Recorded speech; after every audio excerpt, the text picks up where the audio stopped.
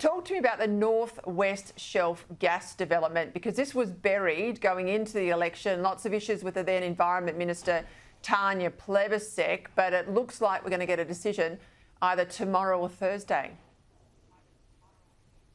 Yeah, we will. And look, he has three options, Murray Watt. That's to approve it, to reject it, and to approve it with conditions. And I think it'll be the third. So whether he carves out a bit of Indigenous rock art with the expansion of what is a gas processing plant, or whether he says you don't have the approval till 2070, but you have it till 2050 or 2060, remains to be seen. But I don't think there's any doubt, as John O'Duniam said in that clip, that their intention was to delay it past the election so they could get more Greens preferences. And that's a pretty cynical exercise, isn't it? I mean, but maybe Tanya Plibersek also wasn't comfortable in approving it in the fashion that Anthony Albanese wanted. We know there was some tension over the way she ran her portfolio. So, Murray Watt, been in the job 2 weeks, suddenly an expert on the project and he can approve it. What does that tell you?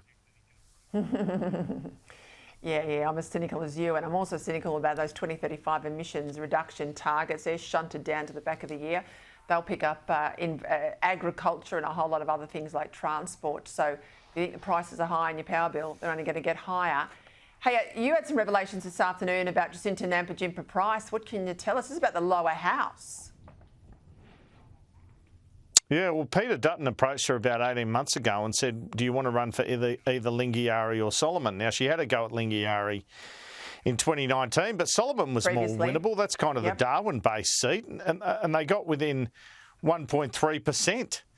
So it does make me think maybe she should have gone for that, if she wants to have a higher profile downstairs, even be a future leader. I think that was an opportunity lost for Jacinta Price.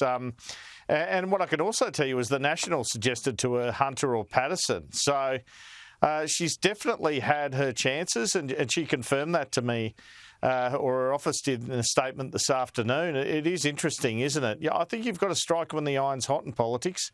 Maybe it would have been too hard to win Hunter or Patterson, as we now see, but Solomon was a red-hot chance. Well, I think she'd probably come back and have another go at Solomon. I don't think she'd have a go at Lingiari. Look, I don't know. She might have a go at Lingiari as well, but she's pretty young, and I wouldn't rule it out. And if she cements herself in the party, that'd be the chance at the next election. We'll see.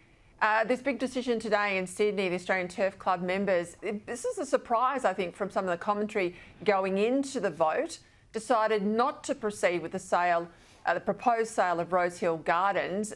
A lot of talk, 18 months worth of process here, Andrew. And the members here voted down something that might have delivered them in the order of $5 billion. Well, I've never seen Peter V'landys lose before, Peter. That's the most surprising thing for me. The racing and sports supremo normally gets his way, but ultimately in this bid, the ATC, Peter McGorran, who works closely with Mr V'landys, they needed to bring the trainers with them, didn't they? People like Chris Waller and Gai Waterhouse. When they're speaking up against it, it's going to be difficult. And, the re-emergence of Mark Latham with a bit as a political figure. One Nation, now an independent. He played a big campaign against this, so I guess he would see it as a victory of sorts. It could be seen as a bit of a shame for Sydney because they need, places to put homes. And this was an ideal place, but they never came up with that solution for racing in Western Sydney that was satisfactory to all. And above all, I think it's an embarrassment to Chris Minns. He spent a lot of time backing this, and if that's his plan for homes in Sydney, he's failed on it. Yeah, interestingly, I listened to the interview there from Peter McGorran this afternoon after the vote fell over, and he made some, I think, really sound comments about the future of racing, its need to attract younger people. It's not the pipeline of investment that it was 20 or 30 years ago. It's under competition from a whole lot of sports. So I think there's a real strong argument for them to look after the financial future. That's now been lost. He says it's off the table for good. So we'll see what happens. Andrew, thank you.